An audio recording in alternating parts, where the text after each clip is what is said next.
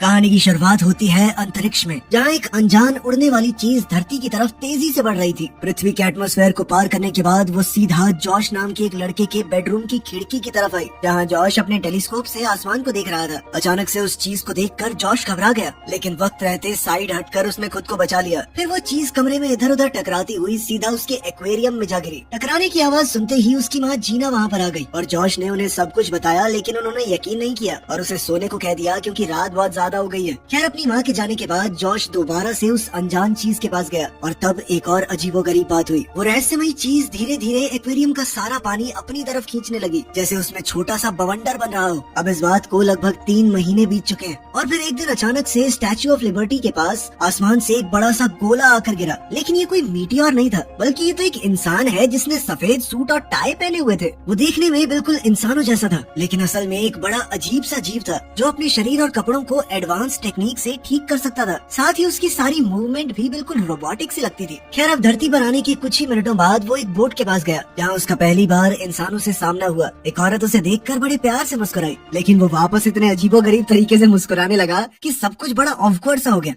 वहीं दूसरी ओर हम देखते हैं कि पुलिस स्टेशन में सार्जेंट ने अपने 2 ऑफिसर्स स्टीवी और ड्यूई को उस फायरबॉल की जांच के लिए भेजा, मगर उन्हें जरा भी अंदाजा नहीं था कि वो चीज अब न्यूयॉर्क में घूम रही है। वो जीव धीरे धीरे इंसानों के बारे में और जानकारी इकट्ठा कर रहा था। वो लोगों की हरकतें कॉपी करता, उनके हाव भाव देखता। वो ऐसे ही एक परिवार की तस्वीर के बीच में जाकर खड़ा हो गया और फिर सोप बबल्स बनाने वाली गुड़िया के साथ खेलने लगा। लेकिन फिर उससे एक गलती हो गई। सड़क पार करते वक्त वो ये नहीं जानता था कि सिग्नल रुकने के लिए था और तभी अचानक से एक गाड़ी ने उसे टक्कर मार दी, जिससे वो दूर जा गिरा। मगर यहाँ एक इत्तेफाक हुआ कि गाड़ी चलाने वाली जीना ही थी। वो तुरंत भागकर उसकी मदद करने आई, लेकिन उसके पैर टूट चुके थे। मगर वो बिना किसी दिक्कत के खड़ा हुआ और वहाँ से चला गया। और यही सच सामने आया, वो आदमी असल में कोई इंसान नहीं बल्कि एक स्पेसशिप था। उसे बहुत छोटे छोटे एलियन कंट्रोल कर रहे थे, जो दिखने में इंसानों जैसे ही थे, बस साइज में काफी ज्यादा छोटे थे। साथ ही उनके नाम उनकी यूनिफॉर्म्स के नंबर्स पर थे। उन सब का लीडर था उनका कैप्टन। इसने इस शिप को अपनी ही शक्ल पर डिजाइन किया था। अब कैप्टन ने तुरंत डैमेज चेक किया और अपनी टीम को मरम्मत करने को कहा।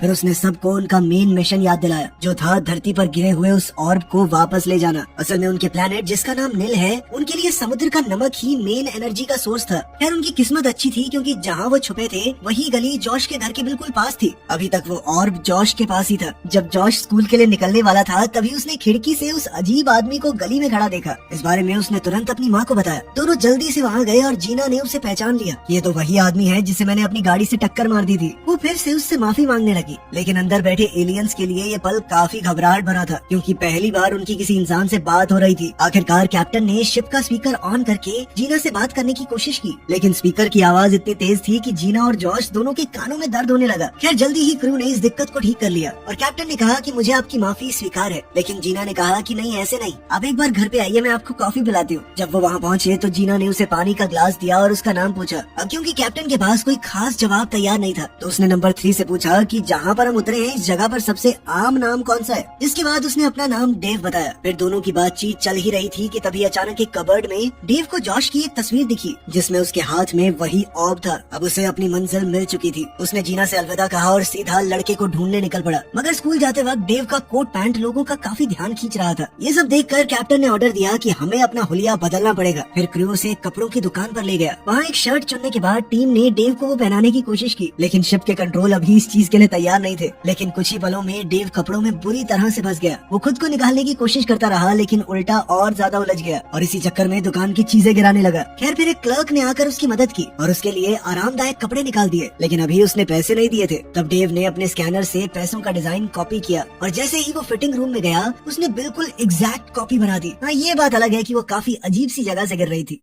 खैर, अब नॉर्मल कपड़ों में क्रू फिर से जॉश को ढूंढने निकल पड़ा। उधर स्कूल में जॉश ऑब के साथ खेल रहा था, लेकिन उसकी क्लास का एक बदमाश बच्चा जबरदस्ती उससे वो चीज छीन कर ले गया। कुछ देर बाद डेव स्कूल पहुंचा और वो सीधा जॉश की क्लास में गया। दोनों ने बात की और जॉश ने बताया कि ऑब तो वो लड़का ले गया मुझसे, लेकिन वो अब जा चुका है। फिर दोनों ने मिलकर उसे ढूंढने का फैसला किया और उस दुकान पर गए जहाँ वो अक्सर जाता था, लेकिन वहाँ भी वो लड़का नहीं मिला। तभी अचानक से 2 हथियारबंद चोर वहाँ आ गए और सबको धमका कर पैसे मांगने लगे। उन्होंने सबको जमीन पर लेटने को कहा और चेतावनी दी कि कोई कोई चालाकी मत दिखाना। सब लोग डर कर उनकी बात मान गए सिवाय डेव के, जिसे अभी धमकी की भाषा पता नहीं थी और वो सीधा उन लोगों को देखता रहा। तभी चोर ने उन पर बंदूक तान दी, लेकिन ये देखकर नंबर 2 बहुत गुस्से में आ गया। उसने कैप्टन से कहा कि इन्हें तो सबक सिखाना चाहिए। वहीं दूसरी ओर चोर ने डेव को मुक्का मारने की कोशिश की, लेकिन डेव ने आसानी से उसका हाथ रोक लिया और चोर को पकड़कर सॉफ्ट ड्रिंक के ढेर पर फेंक दिया। वहीं दूसरा चोर तुरंत उसके सामने रिवॉल्वर तान कर खड़ा हो गया, लेकिन डेव ने सिर्फ अपनी उंगलियों के जोर से बंदूक की बैरल तोड़ डाली और उसे दूर फेंक दिया। ये देखकर चोर घबरा कर वहाँ से भाग गया कि ये पता नहीं शक्तिमान का भाई कहाँ से आ गया। इधर जॉश अपने नए दोस्त की पावर देखकर बहुत इम्प्रेस हो गया। उसने कहा कि तुम मम्मी को जानते ही हो, जब तक ऑब वापस नहीं मिल जाता तुम मेरे घर पर रह सकते हो। नंबर 2 को ये आइडिया बिल्कुल पसंद नहीं आया, लेकिन फिर कैप्टन ने समझाया कि ऑब ढूंढने के लिए हमें गाइड की जरूरत है, इसलिए वो जॉश के घर चल पड़े। इसके बाद जब जॉश ने डेव को एक हाथ से वीडियो गेम खेलते देखा तो वो और ज्यादा इम्प्रेस हो गया कि भाई अमेजिंग आदमी है तू तो। इसके कुछ ही देर बाद जीना घर वापस लौट आई और जॉश ने उसे सब कुछ बताया। तब जीना ने डेव का शुक्रिया अदा किया क्योंकि उसने उसके बेटे की जान बचाई थी और फिर उसे डिनर के लिए बुलाया। वहीं दूसरी ओर स्टैच्यू ऑफ लिबर्टी के पास पुलिस ऑफिसर्स ड्यूई और स्टीवी उस जगह की जांच कर रहे थे जहां वो आग का गोला गिरा था। सफाई करने के बाद जब उन्होंने प्लास्टर की मदद से उसका निशान बनाया तो ड्यूई ये देखकर हैरान रह गया कि गिरने वाली चीज की बनावट बिल्कुल एक इंसानी चेहरे जैसी है। उन्हें अभी तक ये समझ नहीं आया था कि ये चेहरा डेव का है, जो इस वक्त कहीं दूर जीना और जॉश के साथ डिनर कर रहा था। खाना खाने के बाद डेव की नजर दीवार पर लगी हुई एक तस्वीर पर पड़ी। कैप्टन ने पूछा कि ये क्या है, तो जीना ने बताया कि ये दिल की तस्वीर है जो इंसानों के सबसे खास एहसास यानी प्यार को दिखाती है। ये बात क्रू के लिए समझना आसान नहीं था, लेकिन जीना ने कहा कि एक दिन डेव खुद इसे महसूस करेगा। उनके बीच काफी अच्छी बातचीत हुई, लेकिन फिर डेव ने आराम करने के लिए वहाँ से निकलने का फैसला किया। कुछ देर बाद उसकी मुलाकात एक बेघर आदमी से हुई जिसने अपना इकलौता कंबल उसे दे दिया। उसके इस दया भाव ने हमारे छोटे एलियंस के दिल को छू लिया और अब डेव वहीं पर उस आदमी के पास लेट गया। इसके बाद हमारी शिप यानी कि डेव स्लीप मोड पर चला गया और बाकी क्रू भी सो गया, लेकिन कैप्टन और नंबर 3 अब भी इंसानों के बारे में जानने को उत्सुक थे। वो दोनों कॉकपिट में मिले जहाँ नंबर 3 ने बताया कि उसे एक ऐसी चीज मिली जो इंसान बहुत पसंद करते हैं। वो थी एक पुरानी क्रिसमस फिल्म जिसका नाम था इट्स अ वंडरफुल लाइफ। फिर दोनों ने मिलकर ये फिल्म देखी और उसे देखकर वो इतने इमोशनल हो गए कि एक बार को तो एक दूसरे के काफी करीब आ गए थे, लेकिन उन्होंने जैसे तैसे खुद को संभाला और दोबारा अपने मिशन पर ध्यान देने का फैसला किया।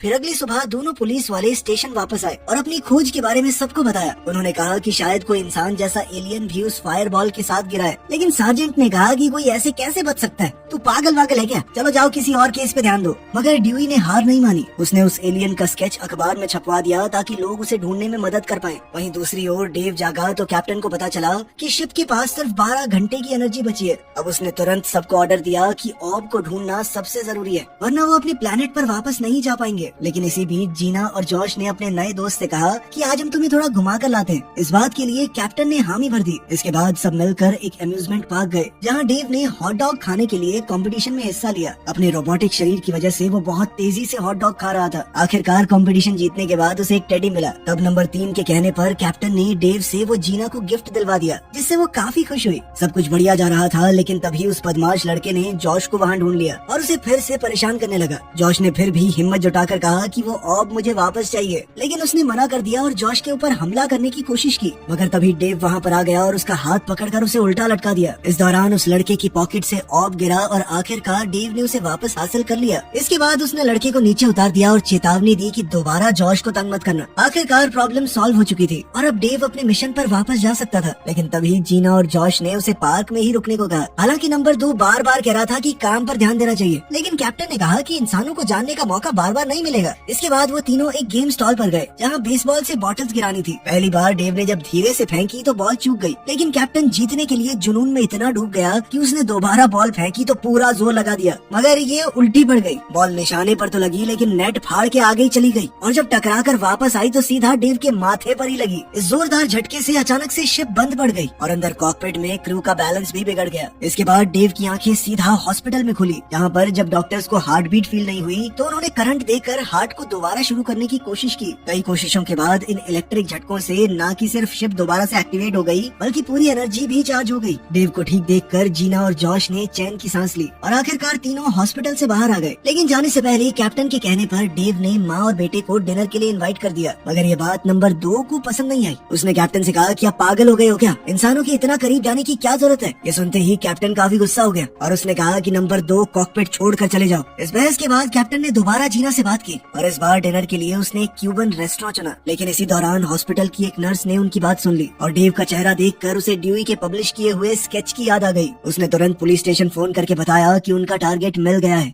वहीं बाद में डेव, जीना और जॉश रेस्टोरेंट में आराम से खाना खा रहे थे और अंदर क्रू को भी इस सब में मजा ही आ रहा था। फिर कुछ देर बाद जीना डेव को डांस फ्लोर पर ले गई। तब कैप्टन ने शिप को कंट्रोल करते हुए डांस करने की कोशिश की, लेकिन वो डांस में बहुत कच्चा था। तभी नंबर 4 ने सामने आकर सबको दिखाया कि डांस किया कैसे जाता है। इस तरह माहौल फिर से मजेदार हो गया। लेकिन नंबर 2 को ये सब बिल्कुल पसंद नहीं आ रहा था। तब उसने चुपके से क्रू के कुछ मेंबर्स को साथ मिलाकर कैप्टन के खिलाफ बगावत की प्लानिंग शुरू कर दी। मानो इतना काफी नहीं था कि तभी ड्यूई और स्टीवी रेस्टोरेंट में पहुंच गए और डेव को गिरफ्तार कर लिया। फिर दोनों उसे इंटेरोगेशन रूम में ले गए ताकि पता लगा सकें कि वो असल में है क्या। उधर शिप के अंदर नंबर 2 और उसके ग्रुप ने कॉकपिट में पहुंचकर ऐलान किया कि अब वो इस मिशन को कंट्रोल करेंगे। जब कैप्टन ने इस बगावत को रोकने की कोशिश की तो नंबर 2 ने उसे दबा दिया और खुद को जहाज का नया कैप्टन घोषित कर दिया। उनके पास हथियार थे तो कोई कुछ कर नहीं पाया। अब अंदर क्रू के बीच टेंशन बढ़ती ही जा रही थी। बाहर स्टीवी डेव के जवाब का इंतजार करते करते थक गया था। उसने ड्यूई को बाहर बात करने के लिए बुलाया और फिर दोनों ये सोचने लगे कि डेव के साथ क्या किया जाए, मगर वो ये नहीं जानते थे कि अंदर जो टीम कमांड में थी अब वो बदल चुकी है। नए कैप्टन ने ऐलान किया कि अब एलियंस और इंसानों के बीच जंग शुरू हो चुकी है।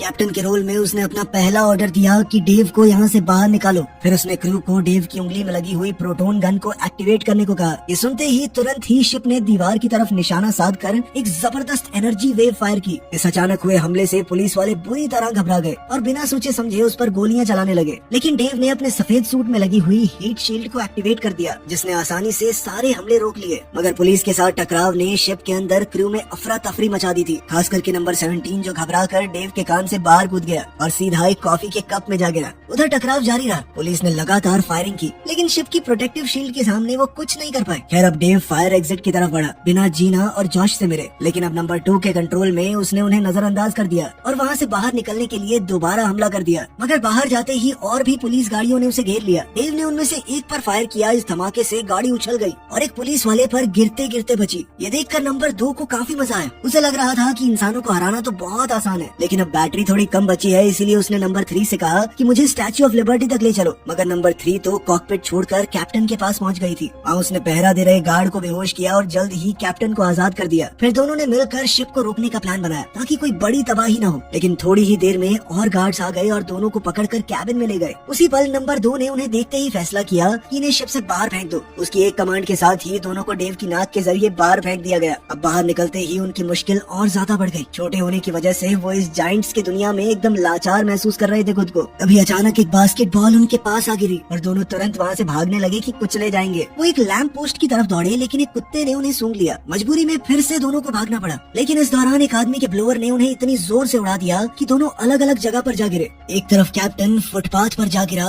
लेकिन दूसरी तरफ नंबर 3 सड़क के बीचों बीच गिर गई थी। उसका पैर एक च्युइंगम में अटक गया था। अब कैप्टन तुरंत उसे बचाने के लिए दौड़ा, लेकिन तभी अचानक एक तेज रफ्तार टैक्सी उनकी तरफ आती दिखाई दी। बचने का कोई वक्त नहीं था, इसीलिए दोनों जमीन पर झुककर लेट गए। किस्मत से वो टायर के छोटे से गैप से भी छोटे थे और किसी तरह उनकी जान बच गई। इसके बाद दोनों ने डेव को ढूंढा और उसे सड़क पर चलते हुए देख लिया। उस तक पहुंचने के लिए कैप्टन ने एक प्लास्टिक की थैली को पकड़ लिया और हवा के सहारे दोनों उसकी तरफ उड़ने लगे। जैसे ही वो डेव के करीब पहुंचने वाले थे, तभी अचानक एक बस उस प्लास्टिक बैग से टकरा गई और दोनों उसकी विंडशील्ड पर चिपक गए। किस्मत से वो वाइपर के झटके से उछलकर सीधा डेव के जूते पर जा गिरे और फिर जल्दी जल्दी पैर से ऊपर चढ़ने लगे। अंदर नए कैप्टन नंबर 2 ने स्पीड बढ़ाने का ऑर्डर दिया, लेकिन बैटरी बहुत ज्यादा कम रह गई थी। अब उसने डेव की ताकत का इस्तेमाल करके चलती सड़क पर एक टैक्सी रोकी और ड्राइवर से कहा कि स्टैच्यू ऑफ लिबर्टी तक ले चलो मुझे।